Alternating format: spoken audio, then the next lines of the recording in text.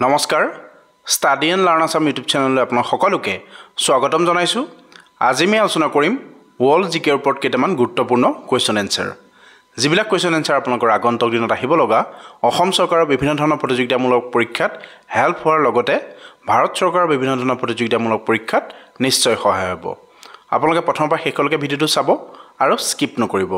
Skip কৰিলে আপোনালোকৰ গুৰুত্বপূৰ্ণ কুৱেশ্যন এনচাৰ ৰৈ যোৱাৰ সম্ভাৱনা থাকিব পাৰে। তেন্তে পলম নকৰি আজি আমাৰ ভিডিঅ'টো আৰম্ভ কৰোঁ আহক। আজি আমাৰ ভিডিঅ'টো ষ্টাৰ্ট কৰাৰ আগতে আপোনালোকক জনাই থওঁ যে এই ভিডিঅ'টোত আমি ইনক্লুড কৰিছোঁ ফেমাছ প্লেচেছ ইন দ্য ৱৰ্ল্ডৰ অতিকৈ গুৰুত্বপূৰ্ণ কিছুমান কুৱেশ্যন এনচাৰ। আমি যদি প্ৰিভিয়াছ ইয়াৰ অসম চৰকাৰে হওক বা ভাৰত চৰকাৰে হওক প্ৰতিযোগিতামূলক পৰীক্ষাৰ প্ৰশ্ন কাকতবোৰ চাওঁ, তাতে আমি দেখা পাম যে ফেমাছ প্লেচেছ ইন দ্য ৱৰ্ল্ডৰ পৰা এটা নহয় দুটা কুৱেশ্যন অহা দেখা যায়।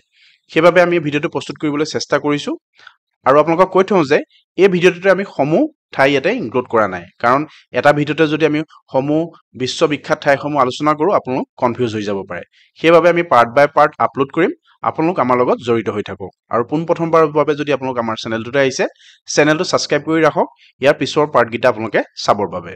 আজি আমাৰ ফাৰ্ষ্ট কুৱেশ্যন চাম। ইয়াতে দিয়া হৈছে কি the Eiffel tower is located in which city. Eiffel টাৱাৰটো কোনখন চিটিত অৱস্থিত? এইখিনিতে আপোনালোকক কৈ থৈ যাওঁ যে আমি প্ৰতিটো কুৱেশ্যনৰ এগেইনষ্টত এখনকৈ ইয়াতে পিকচাৰ ইনক্লুড কৰিছোঁ। পিকচাৰখন ইনক্লুড কৰাৰ কাৰণ এইটোৱে, কাৰণ আপোনালোকে যদি পিকচাৰখন চাই তাৰপিছত আপোনালোকে কুৱেশ্যনৰ এনচাৰটো কৰে আপোনালোকক খুব সোনকালে মনত ৰ'ব। সেইবাবে আমি এই পিকচাৰখন ইয়াতে ইনক্লুড কৰিছোঁ। আৰু এই কুৱেশ্যনটোৰ শুদ্ধ এনচাৰটো হ'ব অৰ্থাৎ আইফেল টাৱাৰটো অৱস্থিত অপশ্যন বি পেৰিছত। নেক্সট চাম আমি দি great wall of China is located in which country. The great wall of China কোনখন দেশত অৱস্থিত? ইয়াতে হয়তো আপোনালোকে যদি ভালকৈ চাই কুৱেশ্যনতে এনচাৰটো আছে। গ্ৰেট ৱাল অফ চাইনা এইখন, আৰু এই গ্ৰেট ৱাল অফ চাইনাখন অৱস্থিত অপশ্যন চি চাইনাত। নেক্সট চাম আমি ইয়াতে দিয়া হৈছে কি the statue of liberty is located in which city. খুব গুৰুত্বপূৰ্ণ হয়, ষ্টেচু অফ লিবাৰ্টি কোনখন চিটিত অৱস্থিত? আৰু এই কুৱেশ্যনটোৰ শুদ্ধ এনচাৰটো হ'ব option C New York city. Statue of liberty অৱস্থিত নিউয়ৰ্ক চিটিত। নেক্সট চাম আমি the pyramid of Giza are located in which country. মনত ৰাখিব আপোনালোকে, পিকচাৰখন দেখি হয়তো আপোনালোকে গমেই পাইছে এই পিৰামিড অফ গিজা অৱস্থিত অপশ্যন বি ইজিপ্তত।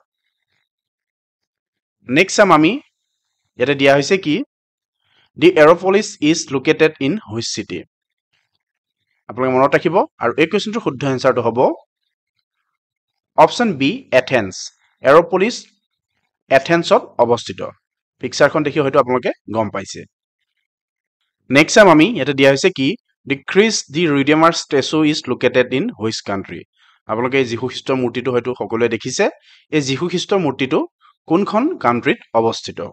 খুব গুৰুত্বপূৰ্ণ হয়, আপোনালোকে মনত ৰাখিব। আৰু এই কুৱেশ্যনটোৰ শুদ্ধ এনচাৰটো হ'ব অপশ্যন বি ব্ৰাজিল।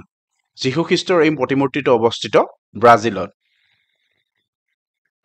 নেক্সট চাম আমি দি বুৰ্জ খালিফা is located in which city. আপোনালোকে হয়তো সকলোৱে জানে বুৰ্জ খালিফা অৱস্থিত অপশ্যন বি ডুবাই। নেক্সট চাম আমি the leaning tower of Pisa is located in which country.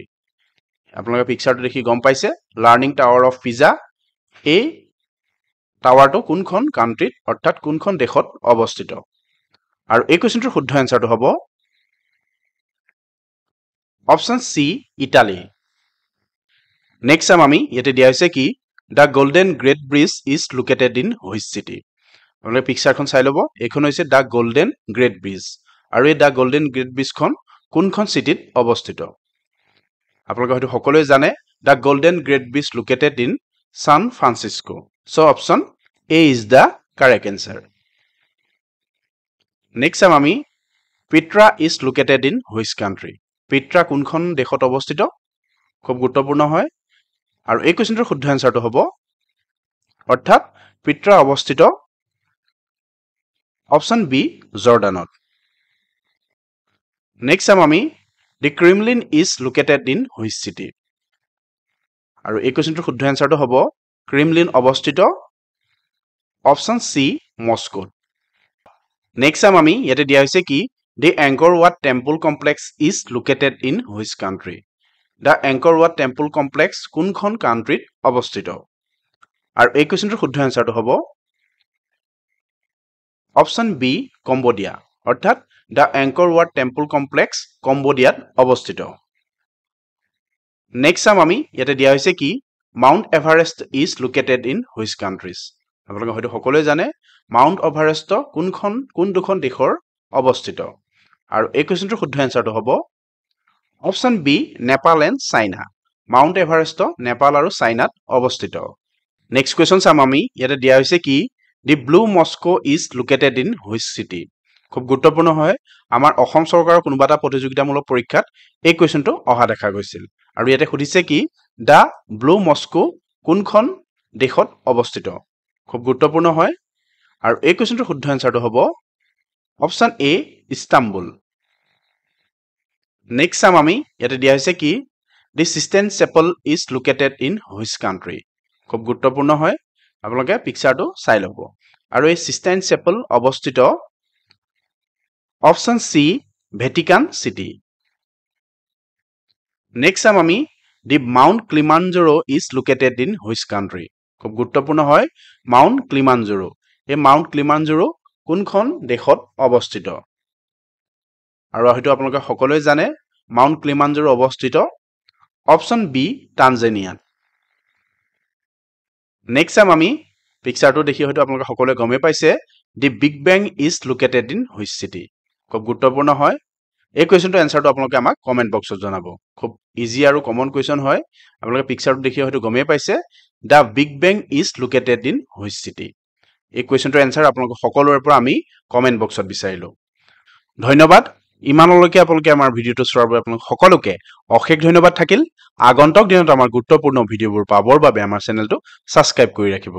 লগতে আজিৰ ভিডিঅ'টোৰ পৰা যদি আপোনালোকৰ অলপ হলেও হেল্প হৈছে বুলি ভাবিছে লগৰ বন্ধু বান্ধৱীৰ লগত শ্বেয়াৰ কৰিব আৰু কমেন্ট কৰি আপোনালোকৰ মতামত আমাক জনাব। আৰু 29 তাৰিখে যি হ'ব লগা ADRE গ্ৰেড 3 এক্সাম লগতে ড্ৰাইভাৰ এক্সাম সমূহ এক্সামৰ পৰীক্ষাৰ্থীলৈ মোৰ ফালৰ পৰা অশেষ শুভেচ্ছা আৰু অভিনন্দন জ্ঞাপন কৰিলো। আপোনালোকৰ এক্সাম সকলোৰে ভাল হওক।